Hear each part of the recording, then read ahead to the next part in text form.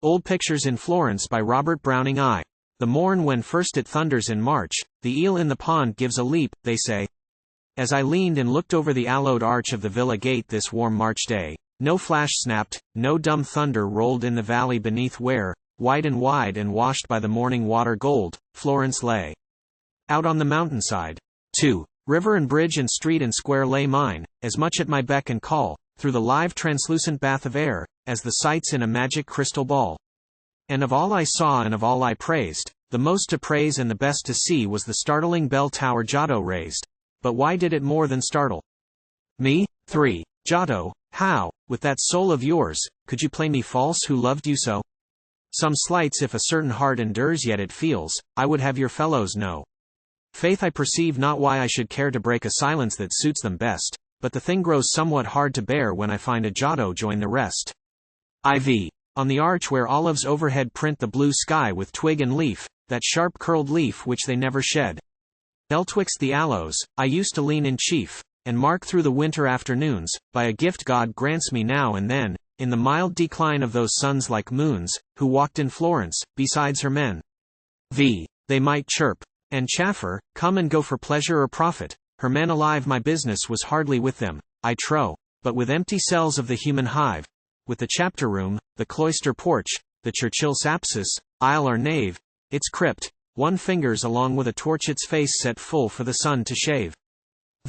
Wherever a fresco peels and drops, wherever an outline weakens and wanes till the latest life in the painting stops, stands one whom each fainter pulse tick pains. One, wishful each scrap should clutch the brick, each tinge not wholly escape the plaster, a lion who dies of an ass's kick, the wronged great soul of an ancient master. 7. For oh, this world and the wrong it. Does they are safe in heaven with their backs to it, the Michaels and Raphaels, you hum and buzz round the works of, you of the little wit. Do their eyes contract to the earth's old scope, now that they see God face to face, and have all attained to be poets, I hope? Eltis their holiday now, in any case. 8. Much they reck of your praise and you. But the wronged great souls can they be quit of a world where their work is all to do, where you style them, you of the little wit, old master this and early the other, not dreaming that old and new are fellows. A younger succeeds to an elder brother, Da Vinci's derive in good time from Delos. Ix. And here where your praise might yield returns, and a handsome word or two give help, here, after your kind, the mastiff gurns and the puppy pack of poodles yelp. What, not a word for Stefano there, of brow once prominent and starry, called Naturel's ape and the world's despair for his peerless painting? C. Vasari. X. There stands the master. Study, my friends, what a man else work comes to, so he plans it, performs it, perfects it, makes amends for the toiling and moiling, and therails its transit. Happier the thrifty blind folk labor, with upturned eye while the hand is busy, not sidling a glance at the coin of their neighbor. Eltis looking downward that makes one dizzy. 11. If you knew their work you would deal your dole. May I take upon me to instruct you? When Greek art ran and reached the goal, thus much had the world to boast and fruct the truth of man, as by God first spoken, which the actual generations garble, was re-uttered, and soul, which limbs betoken. And limbs, soul informs, made new in marble. 12. So you saw yourself as you wished you were, as you might have been, as you cannot be. Earth here, rebuked by Olympus there, and grew content in your poor degree with your little power, by those statuesque Godhead, and your little scope, by their isle full sway, and your little grace, by their grace embodied, and your little date, by their forms that stay.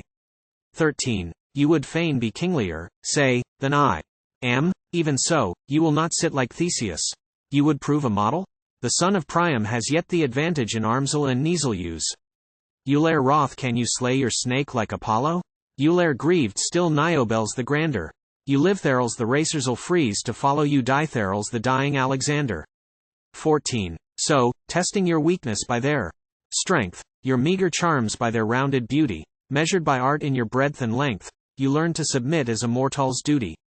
When I say O you O Eltis the common soul, the collective, I mean the race of man that receives life in parts to live in a whole, and grow here according to Gödel's clear plan. 15. Growth came when, looking your last on them all, you turned your eyes inwardly one fine day and cried with a start, what if we so small be greater and grander the while than they? Are they perfect of lineament, perfect of stature? In both, of such lower types are we precisely because of our wider nature. For time, there's ours, for eternity. 16. To Dale's brief passion limits. Their range, it seethes with the morrow for us and more. They are perfect, how else? They shall never change. We are faulty, why not? We have time in store. The artificer's hand is not arrested with us, we are rough-hewn, nowise polished. They stand for our copy, and, once invested with all they can teach, we shall see them abolished. 17. Eltissa. Lifelong toil till our lump be leavened the better. What'll's come to perfection perishes. Things learned on earth, we shall practice in heaven. Works done least rapidly, art most cherishes. Thyself shalt afford the example, Giotto. Thy one work, not to decrease or diminish, done at a stroke, was just, was it not? Oh, thy great campanile is still to finish. 18. Is it true that we are now, and shall be hereafter, but what and where depend on Liefel's minute? Hails heavenly cheer or infernal laughter our first step out of the gulf or in it? Shall man, such step within his endeavor, Manel's face, have no more play in action than joy which is crystallized forever, or grief, and eternal?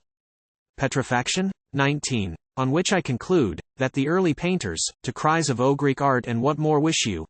O replied, Auto become now self-acquainters, and paint man, whatever the issue. Make new hopes shine through the flesh they fray, new fears aggrandize the rags and tatters, to bring the invisible full into play. Let the visible go, to the dogs what matters? OXX. Give these, I say, full honor and glory for daring so much, before they well did it. The first of the new, in our Rousseau story, beats the last of the old. Eltis no idle quit it.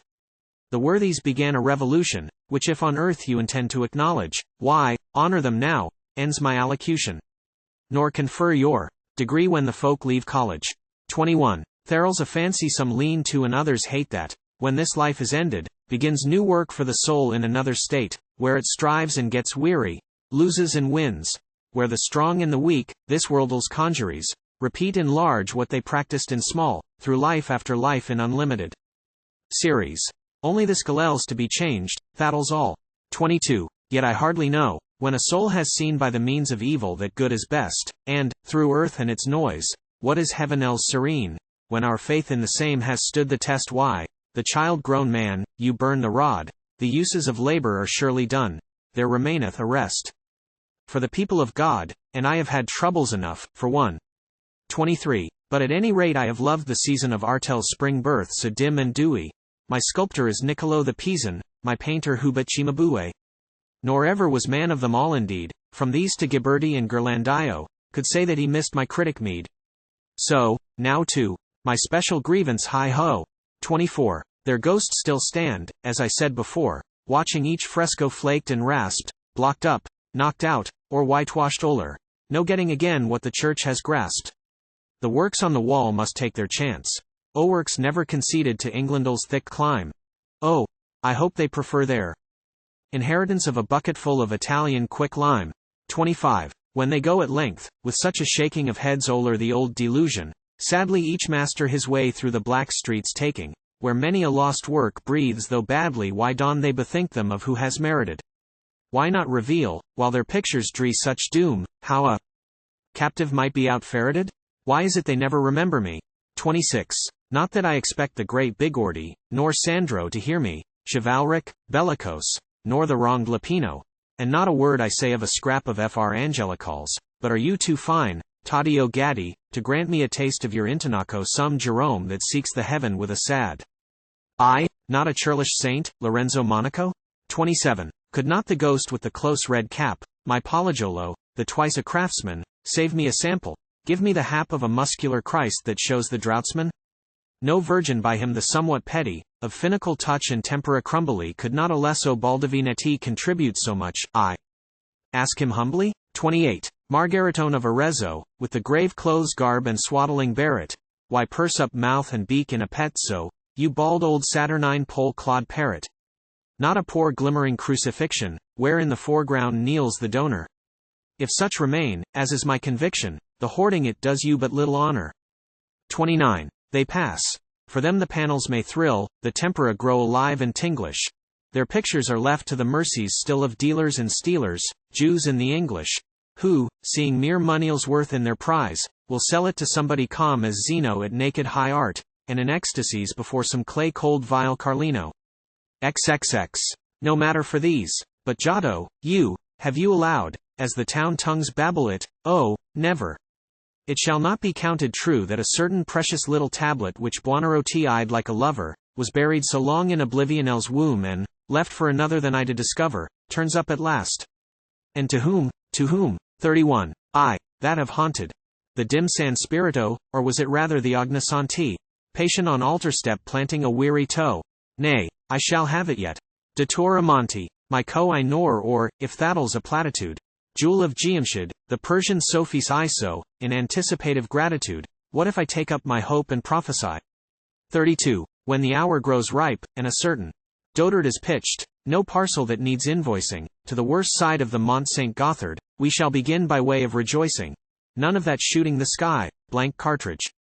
Nor a civic guard, all plumes and lacquer, hunting Radetskul's soul like a partridge over Morello with squib and cracker. 33. This time well shoot better game in. Bag lem hot no mere display at the stone of Dante, but a kind of sober witten agemot, o casa gidi, o quod vidias anti. Shall ponder, once freedom restored to Florence, how art may return that departed with her. Go, hated house, go each trace of the Larenals, and bring us the days of Orgagna hither. 34. How we shall prologize, how we shall perorate, utter fit things upon art and history, feel truth at blood heat and falsehood at zero rate, make of the want of the age no mystery, contrast the fructuous and sterile eras, show monarchy ever its uncouth cub licks out of the barrel's shape into chimerails, while pure artel's birth is still the republicals. 35. Then one shall propose, in a speech curt Tuscan, expurgate and sober, with scarcely an oissimo, to end now our half-told tale of Cambuscan, and turn the bell tower's altissimo. And fine as the beak of a young Bicaccia the Campanile, the Duomel's fit ally, shall soar up in gold full 50 braccia, completing Florence, as Florence Italy. 36. Shall I be alive that? Morning the scaffold is broken away, and the long-pent fire, like the golden hope of the world, unbaffled springs from its sleep, and up goes the spire while O God and the people O plain for its motto, thence the new tricolor flaps at the sky. At least to foresee that glory of Giotto and Florence together, the first am I,